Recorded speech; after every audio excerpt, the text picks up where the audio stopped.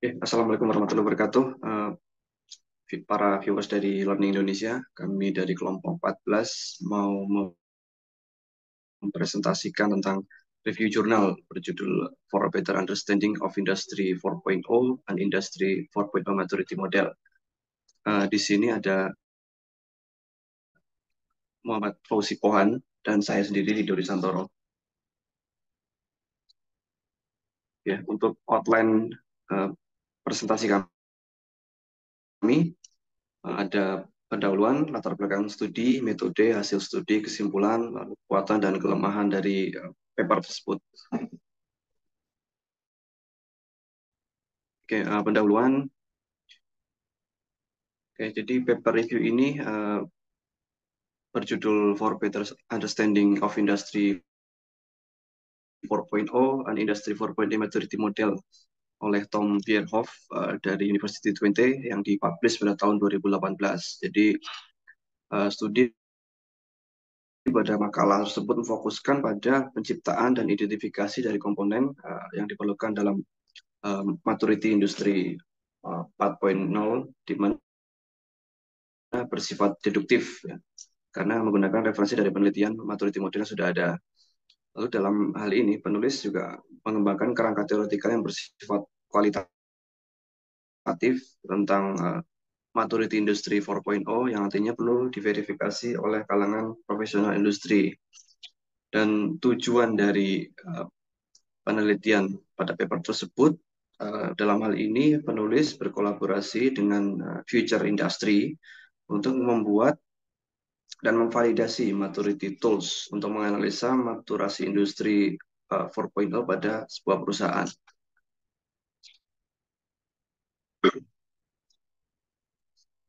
Untuk latar belakang studi,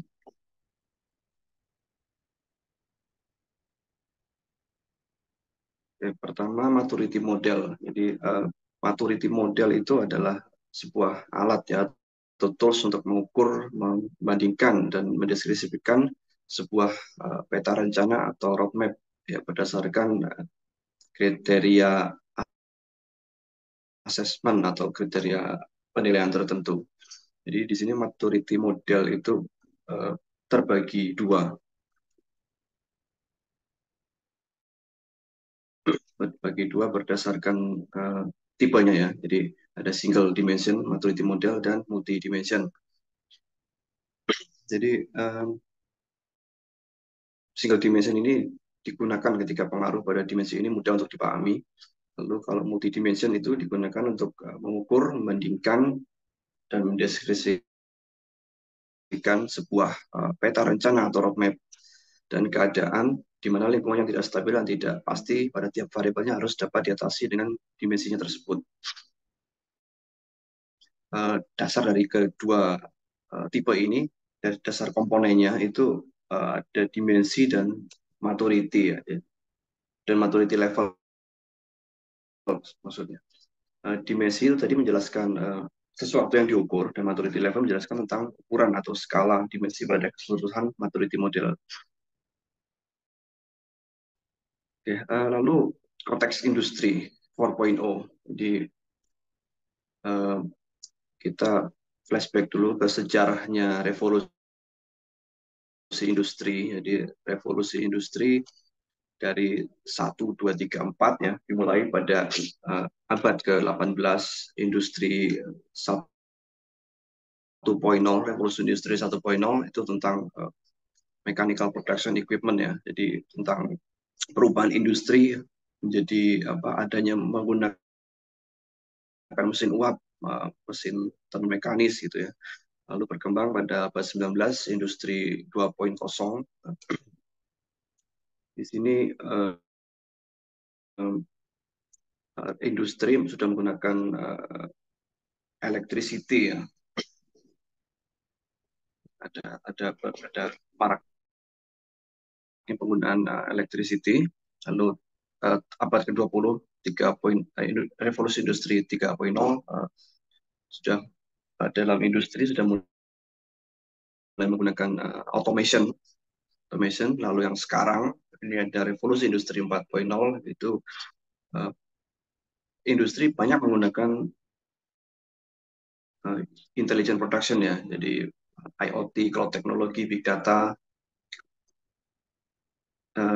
Berdasarkan ini McKinsey dan McKinsey and Company tahun 2015, pengertian revolusi industri 4.0 itu didasarkan pada cyber physical system atau intelligent komputer. Ya, pada dasarnya ini revolusi industri 4.0 itu adalah platform yang menggabungkan antara physical dan virtual world. Ya. Atau berikutnya, oke. Ya, ini gambaran besar yang termasuk dari industri 4.0. Ada cloud computing, big data, IoT, cyber physical system, machine learning, cyber security. Ya, ini lalu industri 4.0 ya dapat juga didefinisikan berdasarkan apa namanya dorongannya, drivennya. Terbagi dua, ada teknologi pull dan teknologi push ya. Jadi teknologi pull itu respon terhadap kebutuhan atau permintaan dari pasar teknologi yang dipicu oleh perubahan kondisi kerangka operasional, kemudian dipicu oleh politik, ekonomi dan sosial. Jadi faktor dari luar ya. Jadi sedangkan perubahan teknologi, dorongan perubahan teknologi dari dalam atau ada teknologi push. Jadi di sini inovasi dan perkembangan teknologi didorong oleh penyedia solusi atau penyedia teknologi itu sendiri. Ya, yang mendorong hal itu adalah kebutuhan sehari-hari ya. Jadi kebutuhan penggunaan sehari-hari seperti smartphone, website dan seterusnya. Lalu poin berikutnya adalah industri 4.0 maturity model. Di sini dijelaskan referensi dari paper ini, dari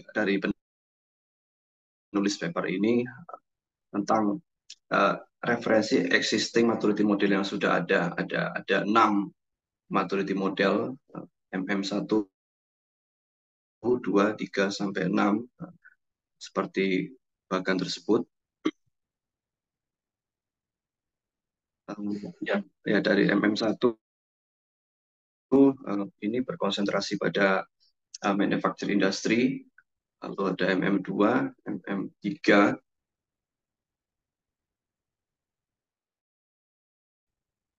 MM3 dari McKinsey Company ya, MM4, lalu di sini MM4 itu menggunakan dua tipe dari maturity model, ada single maturity dan multi maturity model. Lalu MM5, di MM5 ini fokus pada dimensi yang berkaitan dengan integrasi industri 4.0. Ini di sini ada vertical integrasi, horizontal, digital product development, dan cross-sectional technological kriteria. Lalu MM6 ini membandingkan dan memadukan maturity model sebelumnya pada konteks industri 4.0. Ya, di MM6 ini ada tiga key point, jadi maturity level atau capability dimension, spec dimension, dan penggunaan dari definisi ISO. Lalu yang berikutnya adalah future industry 4.0 maturity model. Ini kerangka yang dikembangkan oleh penulis paper ini yang bekerja sama dengan future industry. Jadi dalam hal ini si penulis membagi ya dimensi dari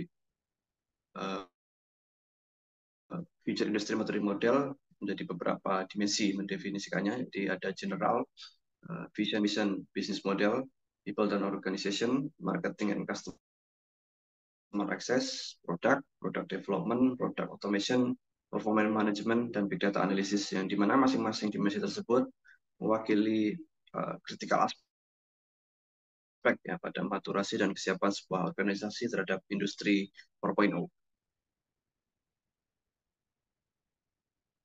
Lalu berikutnya perbandingan Oke, lalu selanjutnya perbandingan maturity model ya. Jadi di sini dijelaskan asesmen kriteria atau kriteria-kriteria penilaian untuk maturity model. Yang pertama ada fitness for purpose. Ya, di sini dinilai sejauh mana maturity model sesuai dengan tujuan atau kebutuhan yang spesifik. Lalu berikutnya ada completeness of aspect. Jadi di sini mengukur sejauh mana maturity model mencakup aspek-aspek yang relevan dan penting. Lalu granularity of dimensions di sini menilai seberapa detail atau seberapa rinci dimensi-dimensi dalam maturity model tersebut. Lalu definition of measurement attributes mengacu pada sejauh mana atribut pengukuran seperti metrik, indikator didefinisikan dengan jelas dalam maturity model. Berikutnya description of assessment method yang memeriksa di sejauh mana metode penilaian yang digunakan dalam maturity model dengan baik. Lalu objectivity of the assessment method di sini mengevaluasi sejauh mana metode dalam model maturasi model bersifat objektif dan tidak dipengaruhi oleh preferensi pribadi. Ya, di sini penulis membandingkan maturity model dari referensi yang sudah ada M1 sampai dengan MM6 itu berdasarkan asesmen kriteria tersebut dengan MM7 atau yang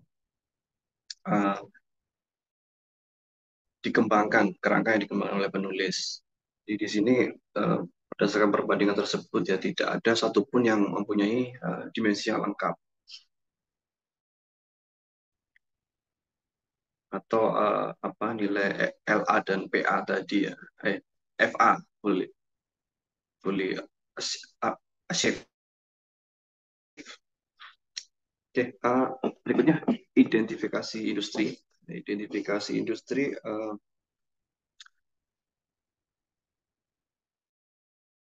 jadi di sini penulis mengidentifikasi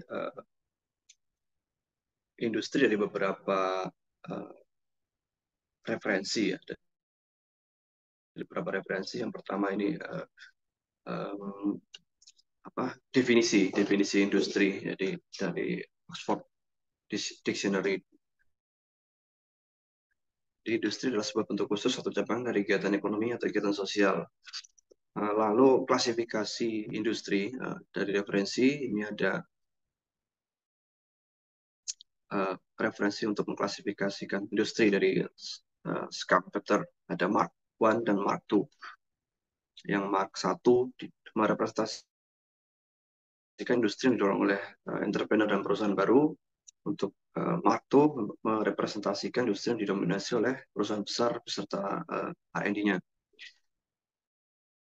Lalu faktor-faktor yang pengaruh industri seperti agensi, motivasi dan kreativitas, mobilisasi sumber daya, dan opportunity memainkan peran penting dalam menentukan kemampuan inovasi perusahaan dalam industri.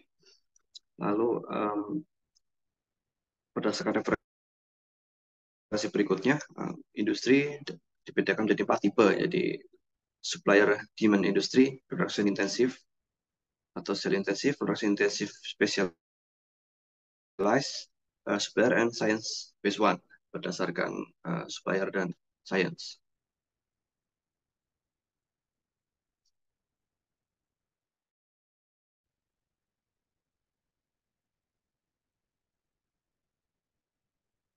Oke, berikutnya teknologi industri 4.0. Jadi komponen-komponen yang masuk dalam penilaian untuk industri 4.0 ya. Uh, Pertama adalah model adopsi teknologi atau teknologi acceptance model. Ini merupakan salah satu tools ya untuk mengukur maturity sebuah perusahaan dalam penerimaan teknologi. Dalam hal ini industri 4.0 ini salah satu tools yang bisa dipakai itu UTAUT ya, Unified Theory of Acceptance and Use of Technology. Oke, berikutnya. Nah, jadi ini bagian-bagian atau apa saja yang masuk ke dalam yang termasuk dalam industri 4.0 ya. Ada cloud computing, big data, IoT, 3D printing, drone, virtual reality, augmented reality, dan cyber security.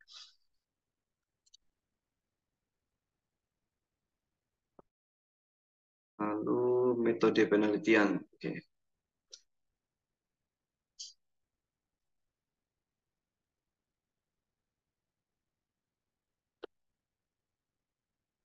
Ya, untuk metode penelitian yang digunakan oleh penulis dalam paper ini ada 3 step. Jadi yang pertama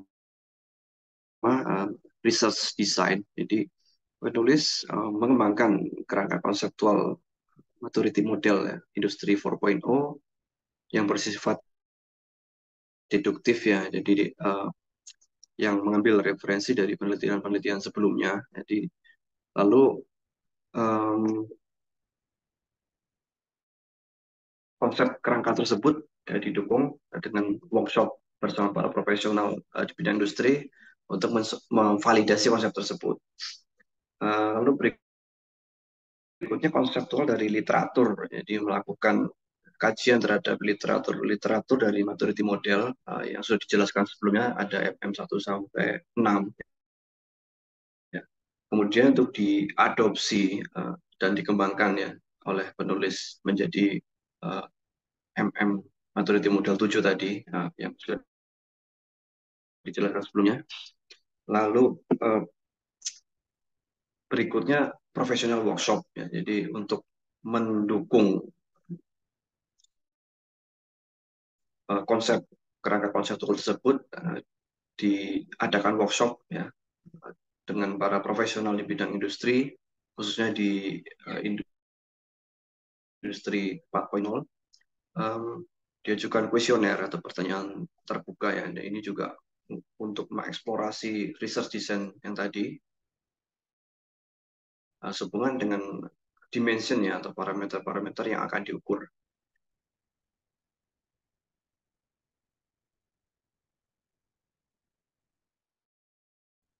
Ini lanjut hasil studi. Baik, menindaklanjuti hasil kajian sebelumnya dari rekan saya.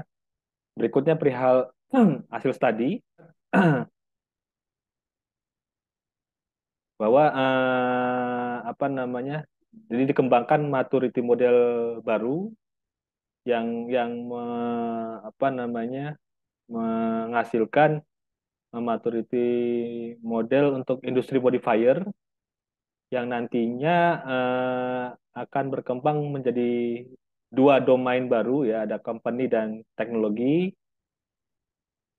Kemudian hasil materi model itu juga dibuat indeks modifiernya, matrix yang untuk menentukan teknologi serta praktek bisnis apa yang penting untuk dibutuhkan di suatu perusahaan. Jadi dibuat tabel berupa teknologi opportunity dan sempeter industri, yaitu pada penjelasan sebelumnya oleh rekan saya di landasan teorinya dijelaskan bahwa Sampeter industri itu terbagi dari Mark 1 dan Mark 2. Jadi industri itu dibagi 4 kelompok, dari mulai tradisional industri, terus supplier industri, high tech industri, dan frontier industri. Nah, data-datanya itu dilihat dari kemampuan industri untuk menggunakan teknologi ya, dari tradisional yang hanya sedikit dampak yang ditimbulkan oleh teknologi sampai dengan high tech yang seluruh seluruh kerjanya menggunakan teknologi, tapi high tech ini sangat sedikit pada inovasi yang dihasilkan karena penggunaan teknologi sudah sangat banyak gitu. Sampai dengan frontier industri yang penggunaan teknologinya tinggi dan dampak yang ditimbulkan oleh uh, teknologi itu juga sangat tinggi. Kemudian di domain apa namanya dari salah satu domain industri modifier itu kan ada domain perusahaan ya. Nah, nih di domain perusahaan itu ada berapa dimensi. Yang pertama tentang culture, yaitu apa namanya budaya dalam suatu perusahaan yang memegang peranan penting. Jadi oleh karena itu penting untuk memeriksa budaya dalam suatu perusahaan tergantung pada dalam suatu perusahaan yang tergantung pada industri yang mereka pilih ketika mengakses kematangan industri 4.0. Yang kedua perihal inovasi, di mana dimensi inovasi ini memeriksa seberapa terorganisasi suatu perusahaan dalam mengatur operasinya. Dalam konteks industri 4.0, hal ini cukup dapat berarti bahwa perusahaan mungkin akan melambat karena mereka belum cukup inovatif dalam mengubah proses produksi. Jadi semakin lambat uh, suatu perusahaan mengikuti uh, perkembangan teknologi akan juga pengaruh besar terhadap perkembangan perusahaan di kedepannya gitu. Secara finansial itu berupa dukungan ya, dukungan suatu perusahaan untuk mengembangkan teknologi 4.0 untuk kemajuan perusahaan tersebut ini. Terus untuk strategi kepemimpinan itu sifatnya apa namanya dimensi ini dibangun untuk berdasarkan strategi dan kepemimpinan suatu perusahaan. Dalam hal ini strategi ada 3 tingkatan itu perlu dibandingkan, itu korporasi, itu terus strategi untuk unit bisnis dan strategi pasar. Dan ketika peneliti membahas strategi ini penting juga bagi para pemimpin untuk bersikap matang dalam bertindak untuk meyakinkan bisnis sehari-hari dan strategi bisnis secara keseluruhan. Terus berikutnya perihal dimensi hukum. Dimensi hukum ini memeriksa seberapa proaktif suatu perusahaan bekerja sehubungan dengan hukum dan tekanan sosial. Dan berikutnya ada dimensi pemasaran. Di sini dimensi pemasaran itu lebih sifatnya pengubah industri kembali memainkan peran penting karena terdapat perbedaan besar dalam perbedaan pendekatan terhadap pelanggan, bisnis, dan konsumen gitu. Terus aspek employer atau karyawan itu yang sangat dominan di sini karena kalian adalah orang yang pada akhirnya bertanggung jawab dalam produksi. Jadi oleh karena itu penting untuk melihat keterampilan karyawan untuk pengembangan peroleh keterampilan mereka gitu. Terus untuk domain teknologi jadi akan dibagi 3 sub dimensi, yaitu pertama information technology, terus kemudian production dan cyber security. Nah, untuk information technology ini juga terdiri dari beberapa dimensi, itu pertama big data, terus cloud computing, terus IoT, augmented reality dan virtual reality. Dan untuk production ada 2 poin, itu perihal 3D printing, terus drone, terus yang terakhir perihal cyber security. Binhop mengambil kesimpulan bahwa dalam penelitiannya mengembangkan materi model industri 4.0 baru yang bersifat deduktif dengan menambahkan industri modifier di mana industri tersebut dibagi menjadi 2 domain, yaitu domain perusahaan dan domain teknologi, di mana materi model tersebut sudah pula divalidasi oleh para profesional industri di dalam kegiatan workshop yang diadakan sebelumnya. Terus yang ketiga, dimensi terpenting pada domain perusahaan dalam industri 4.0 disebutkan juga oleh Bill Hope terletak pada dimensi karyawan. Gitu. Untuk kesimpulan terakhir disebutkan oleh Bill Hope, dimensi terpenting pada domain teknologi adalah dimensi cyber security. Terus di kemudian kami selain kesimpulan juga kami memberi kekuatan kelemahan dari penelitian yang dilakukan oleh Bill Hope. Salah satunya untuk kekuatan Penulis mampu mengembangkan, yang pertama, penulis mampu mengembangkan model baru untuk mengukur maturity perusahaan industri 4.0. Terus yang kedua, penulis mampu mengembangkan kerangka konseptual maturity model tersebut dengan menambahkan modifier dimension yang mana komponen tersebut belum ada pada penelitian sebelumnya. Terus eh, modifier dimension tersebut membagi maturity model menjadi dua domain utama, yaitu faktor teknis, yaitu domain teknologi, dan faktor non teknis atau domain perusahaan. Terus daripada kelemahan dari penelitian di Beerhoff ini juga, satu, yang penulis tidak menyajikan data yang terukur atau data kuantitatif. Dijelaskan oleh peneliti bahwa data yang pengolahan data yang menggunakan alat pengodelan kualitatif, sehingga agak sulit membaca atau mengartikan karena semua sifat hasilnya bersifat kualitatif, sehingga ukuran-ukuran yang dibaca agak susah dijelaskan. Terus dalam penelitian ini tidak dijelaskan data-data detail dari responden yang mengikuti workshop ini. Jadi untuk validasinya kan Wilhop menggunakan responden pada saat workshop. Nah, data itu tidak dijelaskan bahwa siapa saja yang mengikuti workshop profesional ini, apa namanya, basicnya dari mana dan lain-lain tidak dijelaskan, dan berapa jumlah respondennya juga tidak dijelaskan. Terus dalam penelitian ini juga tidak dijelaskan tolak ukur dan parameter yang digunakan untuk memvalidasi konseptual framework yang dikembangkan oleh penulis pada paparan paper penulis tersebut. Mungkin itu sedikit penjelasan oleh kelompok kami perihal bagaimana si peneliti menulis kajian perihal papernya ini. Mungkin itu yang bisa kami sampaikan. Kurang lebihnya kami ucapkan terima kasih.